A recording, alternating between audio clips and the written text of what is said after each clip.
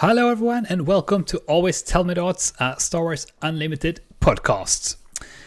Today is episode 44, and with me today, as usual, is Magnus. Hello, Magnus. Hello. How are you doing today, this Monday? I'm doing fine. Good. It's Monday. It's a new work year, you could say. That's true. New work. I've been working. I did work last week as well, but it wasn't a full week, so didn't feel the same. It was a nice week. It was only 3 days for me. That's a perfect work week. Yeah, yeah, for me as well. That was quite good. Yep. Every week should be a three-day work week. That would be nice. I agree. 3 days work, 2 days foo. I think that would be a good way. Would be a good week. Mm-hmm. All right. So what have you been up to SWOOD related the last 2 weeks or since the last episode? If we start there. Yeah, so I mean, I did attend the first PQ of the year in Sweden, at least. I'm not sure if it was the first one. I'm not sure of the time differences and such, but it was the 3rd of January. Mm-hmm. So I think there were a few more on the 3rd, but I'm not sure which one was in which time zone. Yeah. So, but it could be one of the first. It's one of the first, but it could be the first PQ of the year. Yeah. It was very early in the year, so it's one of the first. Linköping in Sweden. Yes. True. Yep. So yeah, we were five guys from our local who went up. Yeah. Unfortunately, it was looking very good for the tournament because it was sold out, I believe. So 64 spots. But unfortunately, on like the day before, Sweden got a snowstorm. Massive blizzard. Canceled all the trains going northbound in Sweden. So it was quite a few that had problems attending after that. So I think we ended up with 53 or something like that in the tournament. So that was a bit unfortunate. Yeah, but still 53 people coming there. Quite good. Yeah.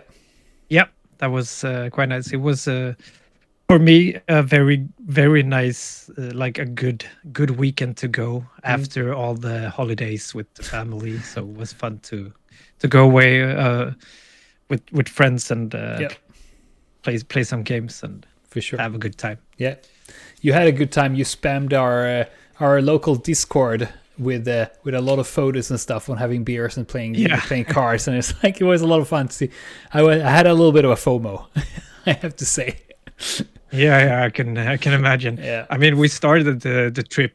We took the train to the place. Took us about 3 hours, I think. So we played Twin Suns on the train, or as it's now called, Train Suns. Train Suns, perfect. New Train Suns, yes. Yeah. That was a good start of the trip. And then so we played a draft on the Friday when we arrived. Didn't go super well for me, but it was fun. Wasn't that many, I guess, because of the bad weather as well. So most people showed up on Saturday. Didn't arrive until Saturday. So we were only 10 people, I think, in the draft. One of our locals did manage to claim that. Oh, nice. And again, we were half of the draft. So yeah, you were 5 people. I guess. So. So I guess that's good. That's The Southerners coming up and winning. That's good. Yeah, that's good. Then on the Saturday, I did bring. I think I did tell you guys last time that I was like 99% sure of my Palpatine Data Vault deck, the new plot Palp, as we call him. Keep doing your Palp stuff. That's good. I did also get my Palpatine showcase on the day of the tournament, actually. Nice. So I just, on the morning when I showed up, I did buy a Palpatine showcase. So I got to play with the new fun That's nice. card. Yeah. That's always nice. Oh, so you bought it from someone who were attending the PQ? Yeah. We arranged nice. to do it at the PQ. So that was perfect. Great. Yep, it was perfect. Yep. And well, I think I did quite well, I'd say, in the tournament. Unfortunately, it didn't felt quite bad in the end. I did. So I went. It was a 6-round Swiss into the top 8. I managed to go 4 wins, 1 draw, and 1 loss. Yeah. Unfortunately, that ended up on 10th place, just outside of the top 8. That's annoying. Yet again, my last PQ, I was 11th, I think. Just outside of the peak of the top 8. So that was quite annoying. Yeah. And I think it was must have been my 4th game. I faced our friend Victor from the Nordic Takedown podcast. Yeah. And he was my unfortunate draw. The draw, yeah. And for me, I felt was quite a bad feeling for me, because if I had like 1 or 2 more seconds in that game, I would have won the game. That is so annoying. It was so close, but it's. I guess that's sometimes it is like sometime. that. Yeah. But you have to, and of course, you have to remember your PQ in Denmark in Odense when you came to top 8. That was And as I mean, even if I did win that game, I would have gotten like 2 different opponents for the last 2 games. So maybe I would have lost 1 or 2 of those and didn't make the top cut anyway. But it felt really bad in the end when when I ended up for 1-1. You are very not satisfied when we talked afterwards, when we wrote to each other in Discord. And I mean, very disappointed. And quite funny as well was that there were only 2 Plot Palpatines in the tournament. Yeah. And the other Plot Palpatine did win the tournament. Yeah. He played with the double blue, so with Colossus. Colossus. It was quite different decks. But once again, I was the worst performing player of my leader. Oh no! So the last PQ when I ended up in 11th, I played the other Palpatine, Emperor Palpatine from and Spark. Yeah. And there was one other Emperor Palpatine player as well, and I think I was 11, he was 9 or 10. So I was the worst performing Emperor Palpatine player there as well. That's so well, that's really strange coincidence, I think. So you know what you need to do the next PQ then. You really need to get your stuff together and become the best Palp. Yeah, for sure. Yeah, I guess I think it was a good leader to play in the tournament. I mean, it went well for both him and me. Of course, he won the tournament, and I only lost 1 game.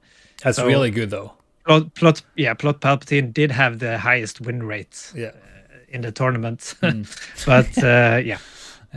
Well, I mean, it is something like that sometimes. It's very unfortunate, and it feels very bad when you're there. So, but I think you did well. Yeah, 4-1-1 in the moment, it feels kind of bad. Of course. But I guess with light hindsight now, after a few 2 weeks after the tournament, I think it feels kind of okay, and I did well. Yeah. And it would have been very fun to go top 8, but of course, it's what it is. But as we have said before, it is okay to be be down a little bit and be sad about it and annoyed about it for a little while, and that's okay to be that. Yeah. I've also discovered another thing now in this game. I think I should never go and play on stream. That's not my thing. No.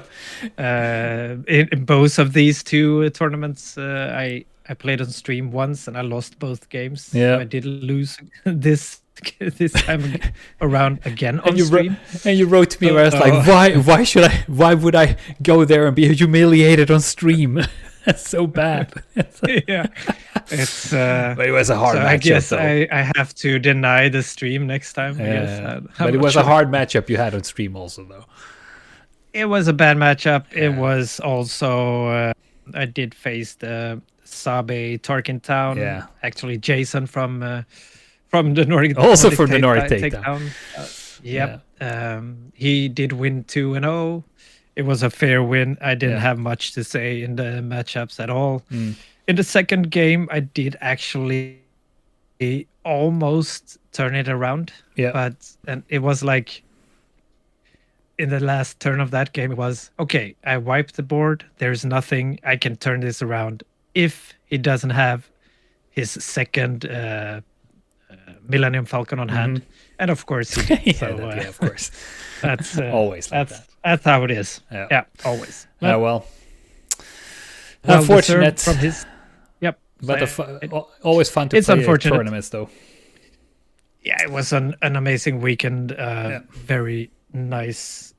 We went out to have a great meal and beers, and we played like pub drafts, as we called it. We did both drafts, and then we made up like a new Twin Suns format where we, after the draft, took all of the cards and just shuffled them together to have one big deck in the middle of the game. And we played Twin Suns with everyone drawing from the same deck.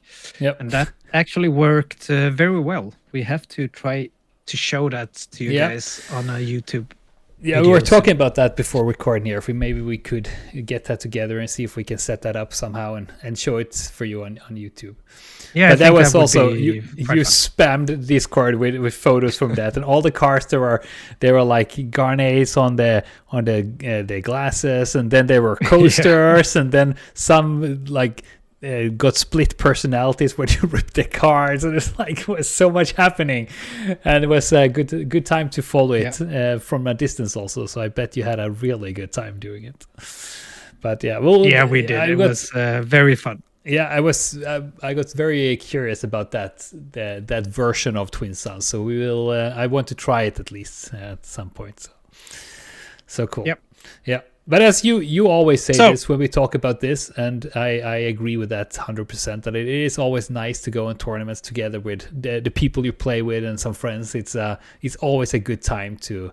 I mean, of course, it's playing the game is very much fun, but also the things around, going out, having a meal, have a beer, talk, have the travels together, and so on. It is a lot of fun for sure. So yeah. So what have you been doing these last 2 weeks? Yeah, well, so I haven't done very much. I have played a little bit on locals, but we have had a little bit of break also here. So I actually played more Riftbound Star Wars, which is it's fine. It's a substitute, but not good enough. But I've been looking into. I was thinking about going to a PQ, the next PQ, the one in Denmark. We'll see. I'm still thinking about it because I need to go from home at 5 a.m, and then it's a 4-hour trip, and then it's maybe 10 hours of playing or 8 hours of playing, and then it's 4 hours home again, and then the day after it's work. So I have to think about it a little bit. But I have been testing out new decks and trying to find something. Since I'm not playing a PQ this set, I'm trying out stuff.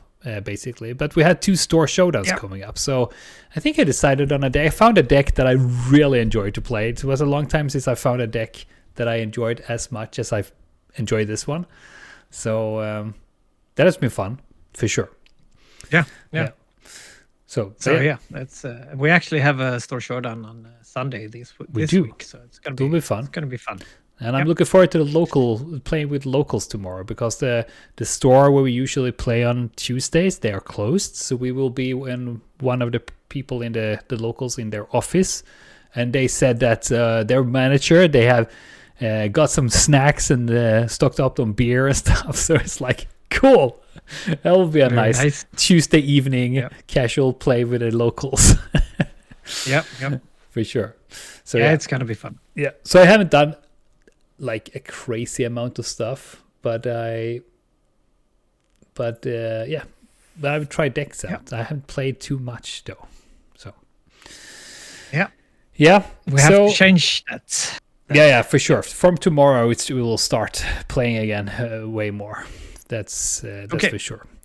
But today's topic, we're going to talk a little bit about what is the meta right now and our thoughts about that, and our thoughts about meta more in a general sense, because we had a little bit of a discussion here before we started to record, and also there's a lot of discussion about the meta right now. And there was the sector qualifier yesterday in the Netherlands, in Tilburg, where we had a Han 2 ECL winning, right? ECL, I think mostly, Datavolt? No, the ECL one, yeah. So, so we'll talk a little bit about that. So what is what is the meta right now? Yeah, I mean, I guess we're not going to go into the actual meta that much in this details. It's more we wanted to say like right now it's quite obvious Han 2 ECL meta maybe. Yeah. We'll see if that hangs in there, but he was very overrepresented in the sector qualifier yesterday. Yeah. Or in this weekend, and my guess is that he's going to be that in the near future because it's an amazing deck. He's a good leader with great cards in the deck, and it's a tough deck to face. So and if we broaden it a little bit, it is a heroism command, because there is also Yoda Datavolt that is very prominent in the meta right now. It's very common to see. Yeah. So, which is also a really good deck. I've played it a little bit. I don't think it's as much fun to play, but it's a very good deck, very strong deck. So yeah. So what is so when it becomes like this? Because if we set the scene a little bit here about our discussion or our topic today, is that we have a lot of talking, or we see a lot of talking on social media and in our local group and in other groups that we talk a lot about. It is a little bit boring when it becomes a little bit closed down, the meta as it is now, as in command heroism, as in Yoda and Han 2 with ECL. But we also see sometimes that when it's too open, then it's also a little bit of talking and people don't like it and so on. But what are your thoughts about when a meta becomes like it is now, with a lot of Han 2 ECLs coming up, and they are like very common in a game? I mean, I guess that's the fun thing we kind of talked about, is that of course if you're a very competitive player and you only go to big tournaments like sectors, maybe PQs and above, then of course it's going to affect you what the big meta is, because when like above 500 players show up to a tournament, usually the best deck will be played the most, of course. So I mean, some players actually do like it when it's a more like a meta like this, when you kind of know what you're gonna face. It's more predictable than the meta when more predictable than when it's completely open, because then you have no idea what you're gonna face, and it's hard to choose a deck because there's no best deck to play if you're a competitive player. So what you and me talked about was like, how much does this actually affect us as players right now? I mean, all you can read about like in social media and like about Star Wars Unlimited in the forums is usually now about, maybe Han should get banned, or this meta is too much heroism, like green, as you said. But when we look at, but then we started to talk about how is our like local meta. We have some showdowns coming up. Are we actually gonna be affected by this? And you never know. Of course, it could be that there shows up a lot of Han2s, but usually I highly doubt it, at least. Yeah. Usually our local meta is very diverse. Yeah. People usually jump around between decks and play what they find the most fun right now. Yeah. Especially for like showdowns. Yeah, for sure. Because that's a more casual tournament scene. Yeah. And people are not that. Of course, everyone wants to win. It's not that. It's not the most important thing. It's more about having fun with it. It's more about having fun and play fun decks. Yeah. And such. So you can see that. I would say that you can see that in the tournament we had the 27th of December that we talked about the last episode, where we'd met up for this like post-Christmas tournament. We had one Han2 ECL that won the tournament, but then there was a Snoke, there was a Sabe, there was a DJ leader, there was Luke, there was Dedra. There's like all over the place. So yeah.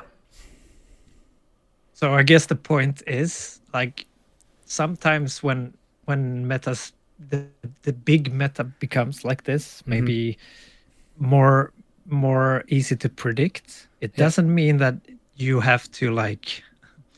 It's hard to say. I'm not really sure what I'm supposed to say, but it doesn't mean that your local meta will follow that. No, sure. And so usually, like often, you won't even get affected by this at all, because say that like for us now we have a few showdowns in front of us. Yeah. After that, maybe the meta has changed, so we won't even face this this meta that we are in right now. So for like players like us, that's not only competitive players. Yeah.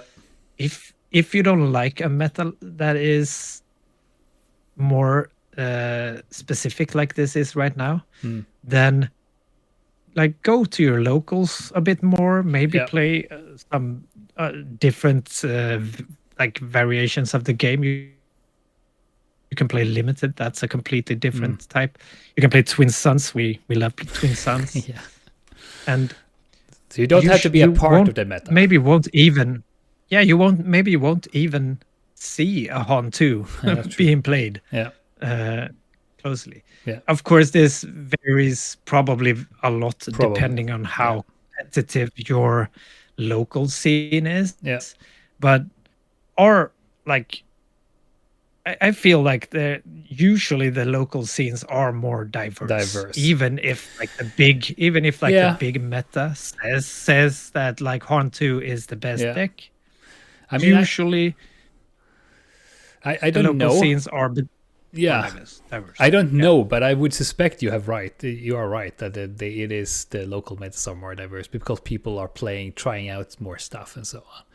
But and also I've been thinking about a little bit about it when I've seen all this like talk about Han2, because when I face a Han2, I kind of know that I will lose because it is a hard deck to face, to be honest. I don't meet too many of them, but I do sometimes. But I don't think it is as bad with this one as it was with, for instance, Django, because the Django leader was not fun at all, because in the tournaments, even the smaller ones, there were like half of the people were playing Django, and it was like it became boring for me, to be honest. And I've heard the same story about when Boba was around with the Boba armor and so on, that they just completely took over. And I don't feel that Han2 have done that in the same extent as, for instance, Django did. It is very common, but it is not as common. There are a lot of other decks, I would say. But I mean, at least not yet. We'll see what happens after this. This could like make him even more played. Yeah, but I'm not that good at the game to like say if it could also be that. I mean, Han2 is. I don't really think you can compare him with Boba from set 1 or like Django. Because I think you can counter Han2 easier than you could counter those two. Yeah. That's and what hopefully I mean. hopefully that actually makes it so that maybe he doesn't get too good, over the top good, like Django was, or Boba was. But that's what I mean. I don't think he is as big of a problem as Django was, for instance, because Django was that was insane. You knew that I couldn't do anything about it if I didn't have Django myself, and you could also see that in the tournaments. So I don't think Han 2 is that much of a problem as Django was. It is still like a super good deck, but it's the same thing as like if I play. I've tried this a couple of times. If I played against the Han 2 ECL, I will probably lose with the decks I'm playing. But then if I switch over, so because I've tried this with two in our locals that are very good players, so they play Han and I play whatever Yoda or Sabe or whatever, I will lose. But then if we switch decks, so they take my deck and I take the Han 2 deck, it's not 100% sure that I will win. Because it is not a super easy deck to play either. It takes some skills to do it. So, and for me, in my head, that is like, okay, it is beatable. But I didn't feel like that when it was with Django. Because if I took a Django deck and I didn't know it very well, I probably won with it. So, yeah, I think there is a huge difference between if you compare those two. It is still also like a lot of the other good decks in the meta right now is also quite difficult to play. As you said, Yoda is that's not an easy deck to play. No. So Tal'Sin also I've heard is very hard to play. So yeah. But and I think that's good. Of course, good for the game. And also Han will player rotate skill out. Should be so that's the next thing. I would be quite surprised if they actually do ban or suspend on Han, because he's so close to rotating out in March. He will be out of Premier play. So I mean, it's going to be interesting to see if they do change something in the meta. I another thing that I've thought about that could be fun, I'm not sure if it would be fun, but could be fun, is if they like open up the meta before rotation.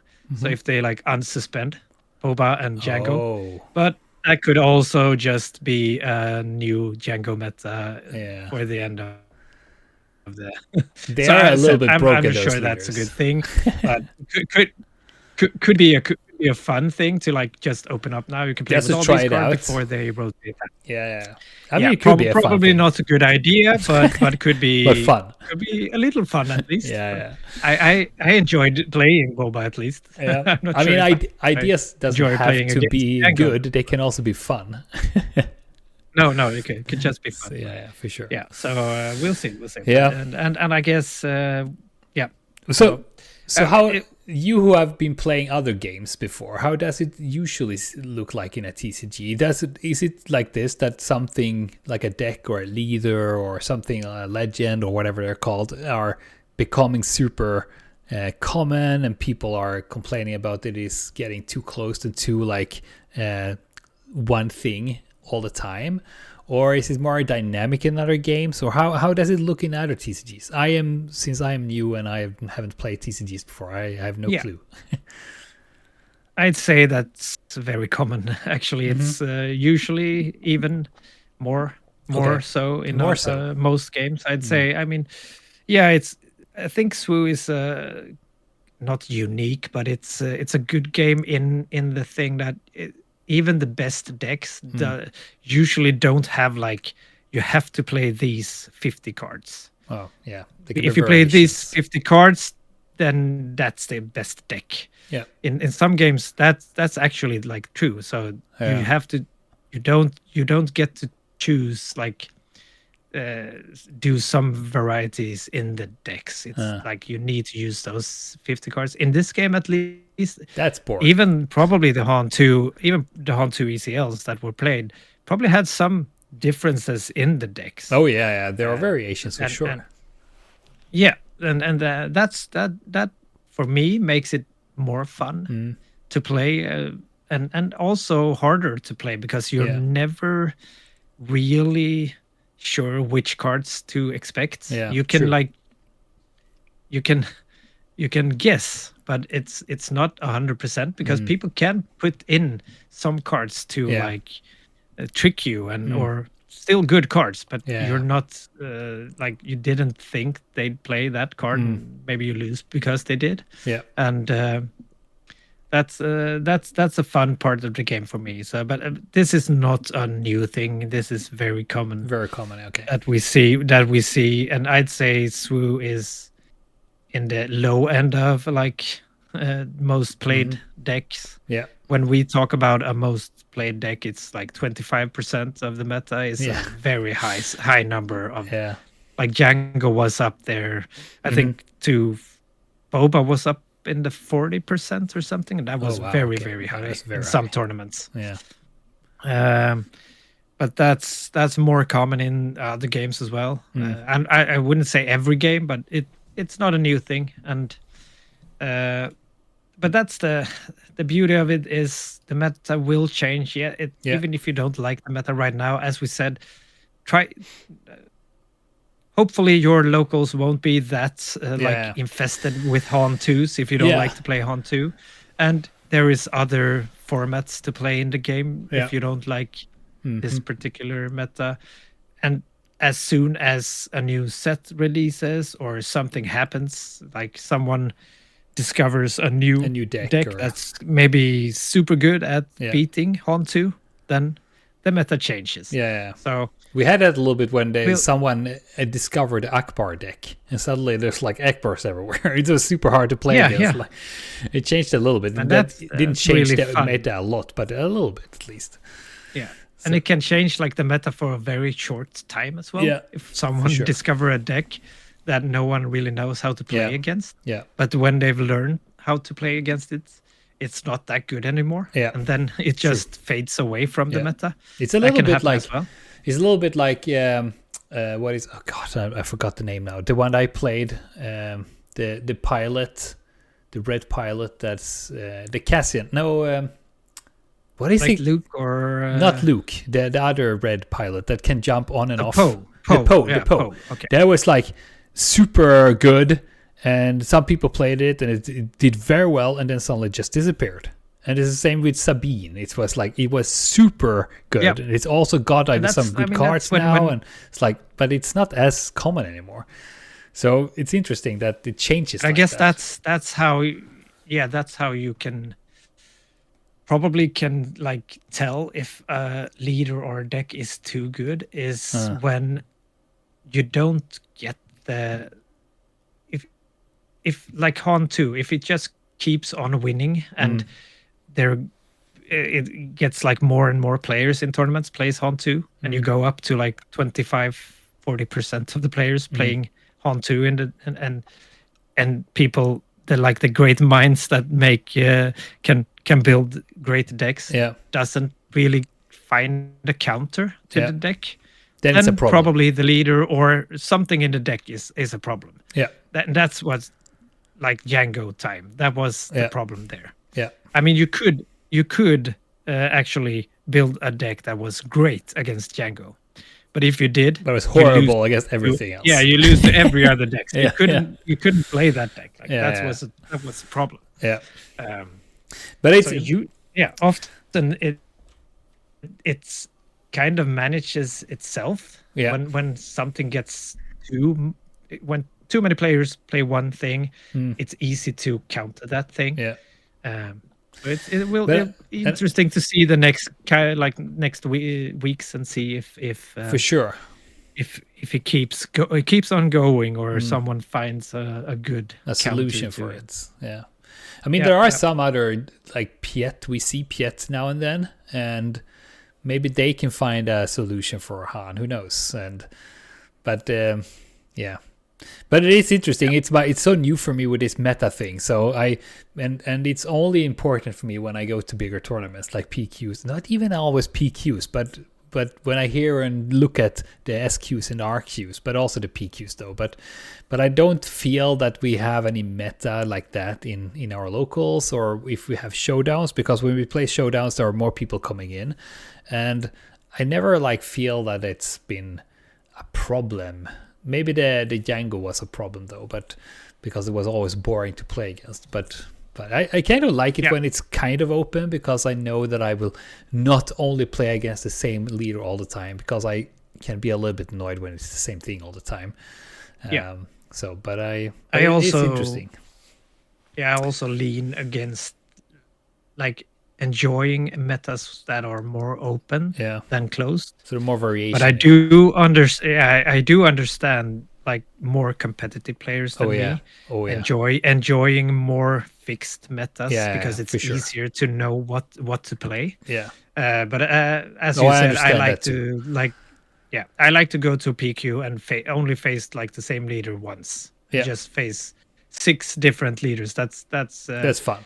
That's very fun, but it also makes it harder to do of well. Course, But I also understand why if people are very competitive and they want to go to tournaments and they really want to win those big tournaments, I totally understand that. Then they want to meet maybe 2-3 decks that I know how they work and so on, so they can play against it. I totally understand that, and I totally respect that.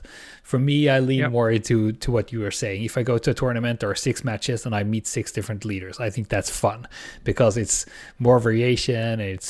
I think it's fun. So yeah, but it is. I didn't realize that when I went into a TCG that there was a lot of talk about metas all the time and about what's good or not, or what can we do about it, or is it too good or not, and in some cases, sometimes I feel like no matter how it looks like, people are complaining, which I think is a lot of like very interesting. I think it's like I understand why I totally understand, because I also complained a little bit with the Django meta, because the game became very boring for me to play because I didn't like it, and I often don't choose the best decks. I find a deck that I really enjoy playing. Sometimes it's a good deck. Like now, the deck I'm playing a little bit right now, and is the sub 8 Tarkentown, a little bit modified so it fits me better. But the reason I play it is because it is so much fun to play. It is not the best deck, but it is fun to play. So for me, it's a good deck. And there was the same thing with the Yoda Red Force. It wasn't the best deck. I tried the Data Vault, the one that is really good now, but it didn't fit me very well, and I didn't have fun with it. So I stuck with a Red Force one. It is not as good, but it is still good, and I have a lot of fun with it. Especially with aggressive negotiation. There's such a good fun card. That's a fun card. Yeah. With Yoda, it's amazing. And I mean, it's so. I guess the thing we wanted to get out there is like, if you don't like a meta like this, just ignore it. Try to don't dig too deep into it. Yeah, don't get too bummed out about the game because the meta feels a bit like stale, or it will change. It will change in a few weeks. If not earlier, it will definitely change when we come to March and rotation comes. So then Talzin will take over. keep playing other formats. Can really recommend Twin Suns if you haven't played that yet. You should try it out. It's super fun. Yeah, but I can also. Usually your local meta, maybe you don't even have to think about these things, because it's could be very diverse and people won't play the best things.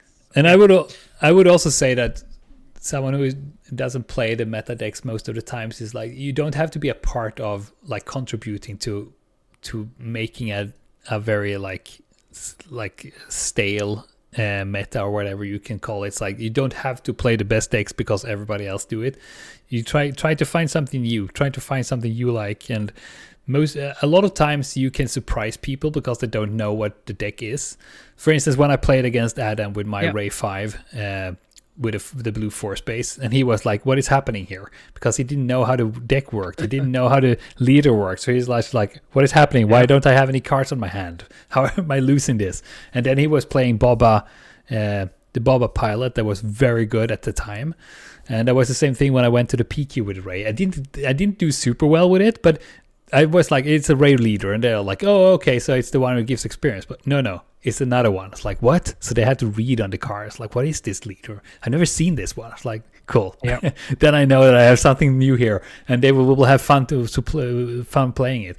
And it's also edge to if the people don't know what it is that they have in your deck, they don't know how to play against it. So you actually have an edge there.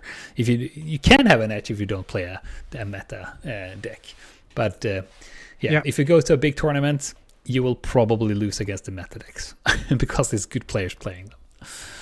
So that's the big. Yeah, the meta is the meta. You can ignore it if you want to, and don't be part of it and contribute to it. And if you don't like it, because if you don't like it, of course, yeah.